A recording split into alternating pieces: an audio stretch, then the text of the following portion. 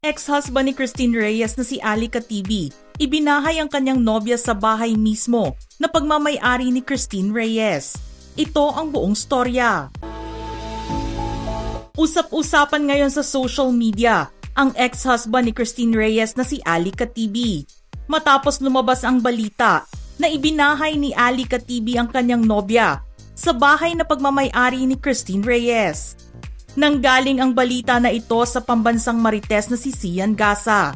At dagdag pa niya, hindi daw mabenta-benta ni Christine ang nasabing bahay dahil ayaw daw pumirma ng kanyang ex-husband.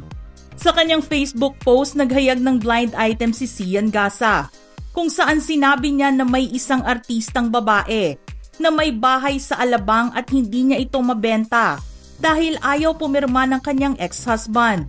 Dagdag pa ni Sian Gasa ay ibinahay daw ng ex-husband ang kanyang kasalukuyang nobya doon sa nasabing bahay, kahit na ang artistang babae ang mismong bumili nito.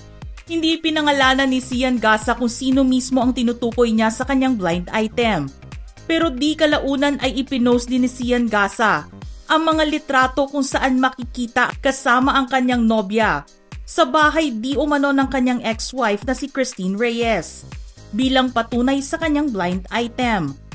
Dagdag pa ni Sian Gasa sa comment section ay may buyer na nga dapat si ex-wife sa kanyang bahay, ngunit ayaw daw pumirma ng kanyang ex-husband. More than 90% pa nga daw ang binayad ng ex-wife pero masyado nga daw mabait ito. Yan daw ang magiging problema kapag walang prenup ang mag-asawa.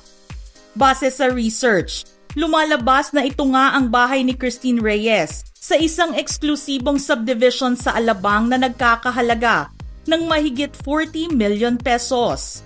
Feature na rin ito ni Christine Reyes noong 2016 sa kanyang Facebook post noong sila pa ni Ali Katibi.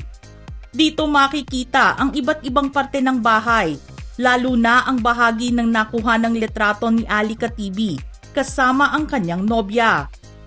Sa ngayon ay wala pang pahayag si Christine Reyes sa status at arrangement nila ng kanyang ex-husband patungkol sa pagbenta at pagstay ng kanyang nobya sa kanyang bahay. Matatandaan na nagkahiwalay sina Christine Reyes at Ali Katibi noong 2019 at naging opisyal ang kanilang annulment noong nakaraang taon lamang.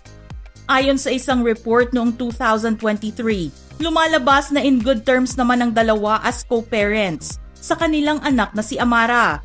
Nang ilabas ni Christine Reyes ang mga litrato nila ni Amara kasama si Ali sa kanyang school. Sa ngayon ay may kanya-kanyang relasyon na sina Christine Reyes at Ali Katibi. Kasalukuyan na magkarelasyon ngayon sina Christine Reyes at Marco Gumabaw. Ano ang masasabi nyo sa latest celebrity story ni Christine Reyes at Ali Katibi? Just comment below.